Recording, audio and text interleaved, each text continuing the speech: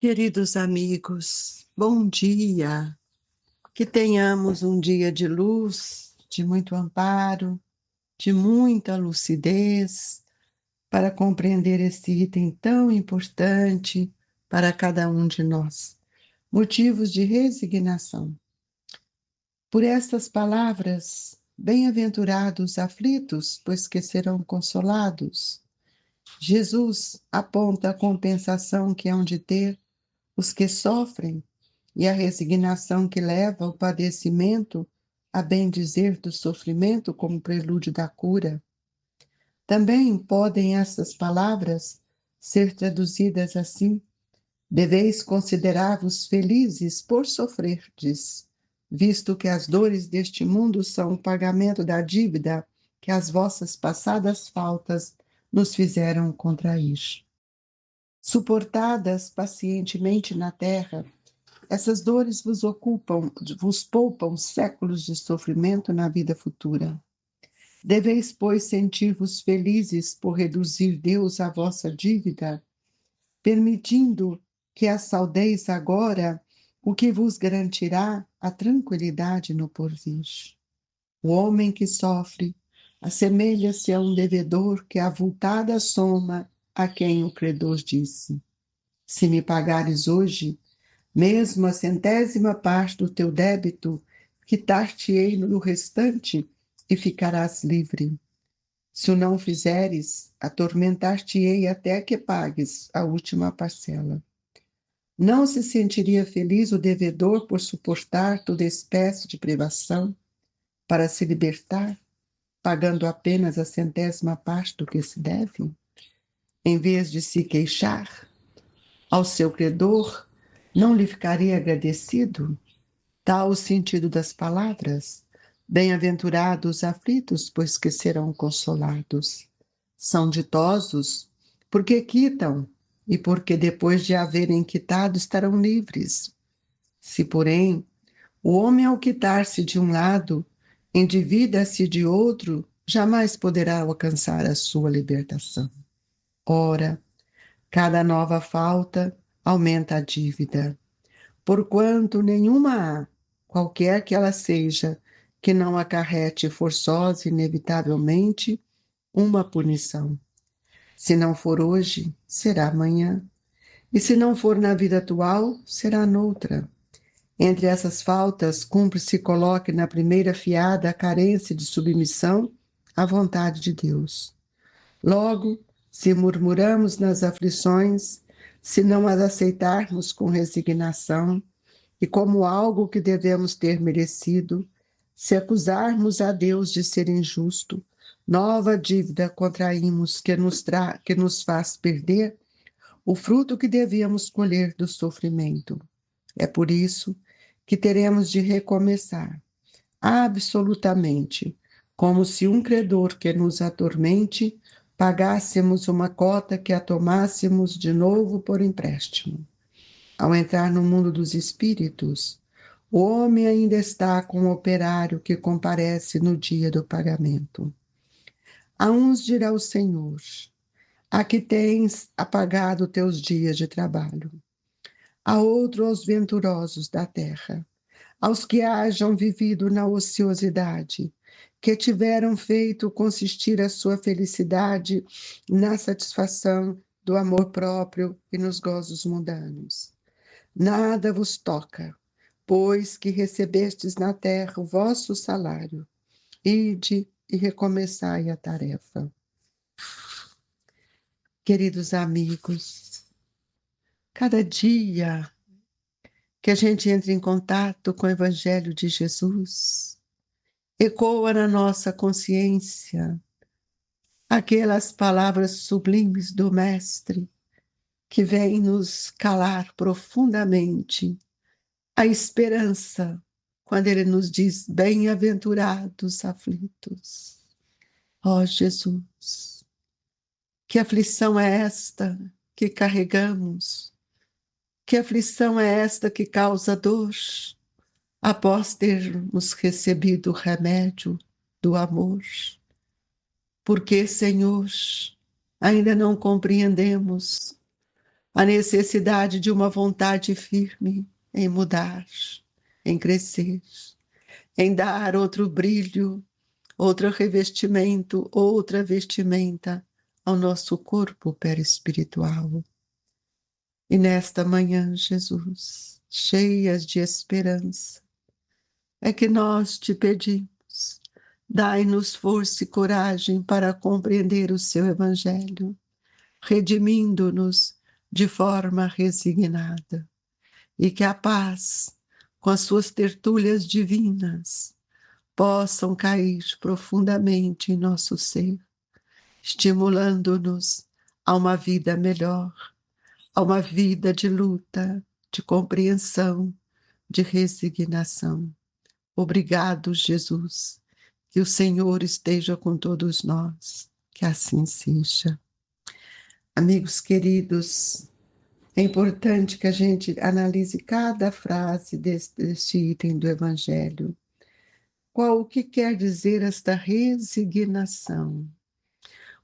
Por que Kardec coloca para nós essa mensagem no Evangelho, neste capítulo dos bem-aventurados, os aflitos, se não tivermos resignação, aceitação, compreensão de tudo aquilo que a lei nos pede, sem castigar, sem chorar, sem lamentar, mas que a gente possa entender que Jesus aponta para todos nós a compensação, que é onde ter os que sofrem, e a resignação que leva o padecente a bendizer do sofrimento como prelúdio da cura.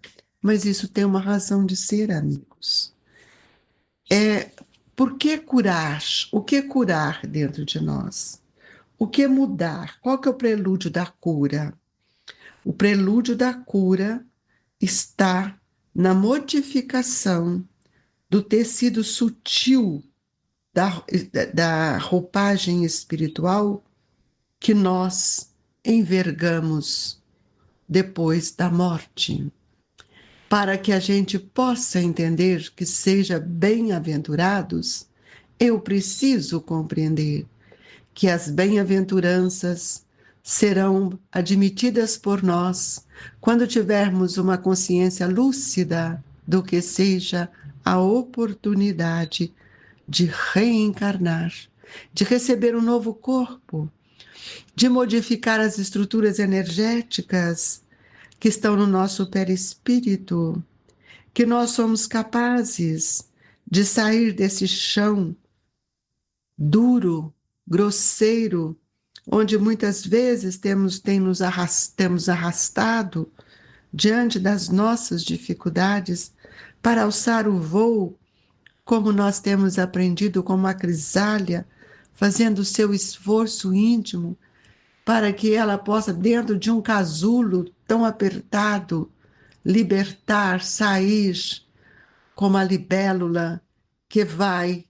à direção às flores, alimentando-a de confiança. Assim somos nós, amigos, espíritos ainda que estamos rastejando nesse solo ainda tão duro, para que nós possamos alçar o nosso voo com esperança, vivenciando o Evangelho de Jesus. O casulo ainda é o nosso corpo, que ele está aprisionado pelas dores, pelas incompreensões. É preciso lembrar que todos nós temos um corpo perispiritual, um corpo organizado, que é o nosso molde, o molde fundamental de cada existência, e que nós precisamos compreender que para mudar as substâncias deste corpo perispiritual, as substâncias químicas, eu preciso mudar os meus sentimentos. Eu preciso mudar o meu pensamento, que são as energias que comandam toda esta aparelhagem que mantém o perispírito, para que nós possamos mudar o seu padrão vibratório, que será correspondente ao meu campo vibratório ao meu campo interno, ao meu pensamento, à minha consciência. É preciso lembrar que todas as nossas dificuldades, tudo aquilo que nós estamos vivendo e não aceitamos, não compreendemos, nós não vamos entender o que o Evangelho está nos dizendo. E aqui ele deixa um exemplo tão claro para a gente entender que o homem que sofre assemelha-se a um devedor que avultada soma a quem o credor disse. Nós estamos sofrendo porque estamos devendo a consciência, o ajustamento com as leis. Não estamos devendo a Deus, estamos devendo a nós mesmos, ao desalinhamento do nosso pensamento e do sentimento diante desse código divino que está dentro de nós. E ele dá um exemplo aqui: se me pagares hoje mesmo a 100ª parte do seu débito, quitar-te-ei do restante e ficarás livre. Ora, meus amigos, vamos trazer isso para o nosso dia a dia. Nós devemos alguma coisa no banco, ou alguém. Então, nós começamos a negociar, até que essa dívida chega a um ponto que nós somos capazes de acertá-la. E quando acertamos, sentimos livres, felizes, por termos tirado um peso daquilo que nós teríamos que pagar. A misericórdia, a bondade daqueles que nos concederam fazer os ajustes, fazer os acertos, nós vamos ver que isso é imperioso para cada um de nós. Mas nós encontramos também que ele nos diz assim: se não o fizeres, atormentar-te-ei até que pagues a última parcela. Se nós estamos tendo uma oportunidade para libertar, conceder tudo aquilo que nós temos que buscar dentro de nós para os nossos acertos com a lei, por que não fazer? E muitas vezes não fazemos pela revolta, e é por isso que a resignação, ela tem um papel importante, e Jesus, na sua bondade, ele nos diz: bem-aventurados os aflitos, porque serão consolados. São ditosos porque se quitam, e porque, depois de se haverem quitados, estão livres. O que é estar livre? Eu preciso entender. Estou livre de todas as dores? Não, amigos. Nós precisamos entender que tudo aquilo que a lei nos chama a atenção é no campo moral, é no campo do espírito. E por isso nós vamos ver na pergunta 178 do Livro dos Espíritos, Kardec nos faz essa pergunta: os espíritos podem encarnar num mundo relativamente inferior àqueles onde já viveram? Sim, quando têm uma missão a cumprir para auxiliar o progresso. Então aceitam com alegria as tribulações desta existência, por lhe fornecer os meios de avançar. Quantos espíritos amorosos reencarnaram como Eurípides Barçanufo, Bezerra de Menezes, Chico Xavier, tantos outros, Irmã Dulce, quantos espíritos que estavam numa condição evolutiva melhor, já tinha melhorado a sua condição espiritual, vieram à Terra, ainda no mundo de provas e expiação, para nos auxiliar. E como é que eu sei que eles estavam numa situação melhor do que a nossa? Nós vamos ver que na pergunta 182, Kardec nos diz: podemos conhecer exatamente o estado físico e moral dos diferentes mundos? Nós, espíritos, só podemos responder de acordo com o grau de evolução em que vos encontrais. Eu não posso ter ideia de um mundo que não vivi. Ou seja, não devemos revelar essas coisas a todos, pois nem todos estão em condições de compreendê-la, e isso os perturbaria.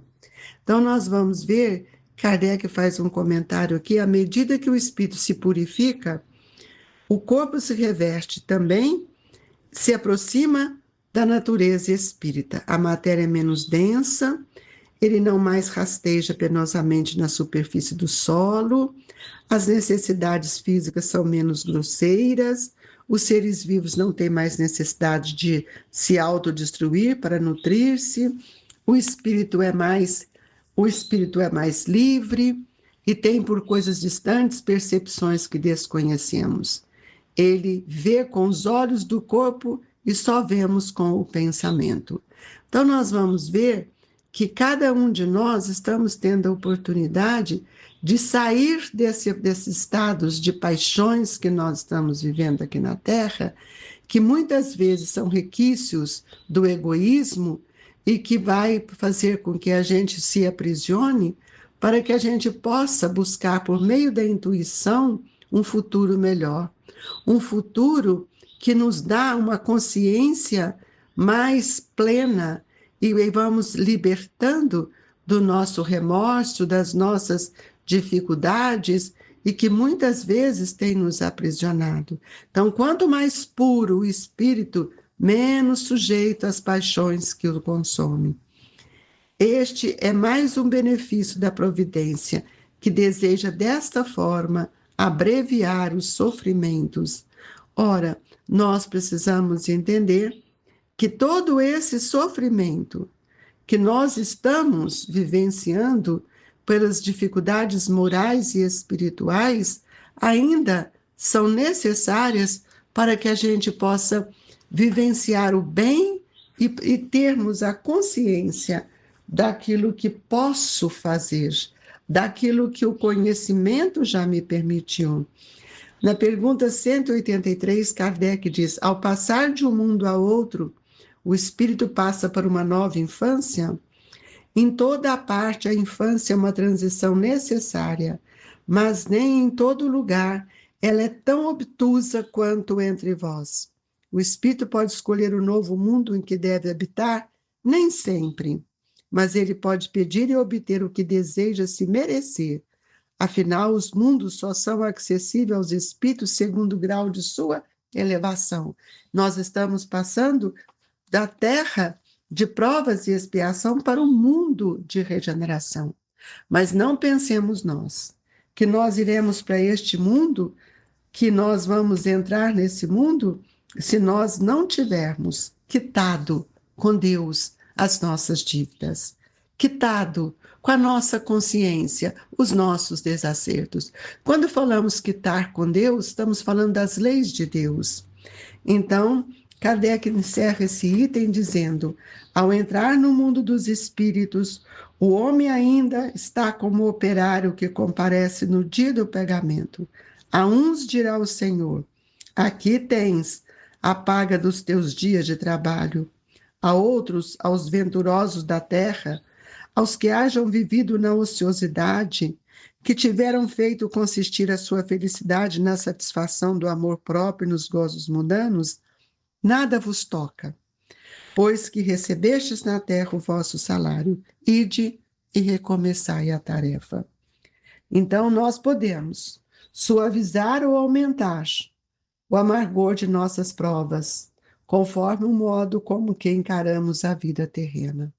E é por isso, amigos, que Eurípides Barçanufo está nos trazendo uma metodologia para que nós possamos compreender, estudar, sentir o ser espiritual que nós somos. A certeza de um próximo futuro mais ditoso vai nos sustentar e vai nos dar ânimo, e nós passamos a agradecer a Deus as dores que nos fazem avançar. Então, tudo o que nós podemos fazer para melhorar, para buscar dentro de nós uma nova construção espiritual, compete a cada um realizar. Agradecemos a Jesus por esta manhã, por esse momento, pedindo ao Mestre que nos fortaleça com o passe. Amigos queridos, creia com muito carinho que os espíritos estão aqui nos auxiliando. O passe é a transfusão de energias que todos nós carecemos, e que a doce tertúlia do amor do Cristo possa nos envolver nesta manhã, pedindo pela fluidificação das nossas águas. Se abasteça na fé, irmãos, na coragem e no bom ânimo. Pedimos a Jesus para olhar por nossos familiares, nossos amigos, aqueles que se encontram nos hospitais, aqueles que se encontram nas penitenciárias, doentes da alma, doentes do pensamento.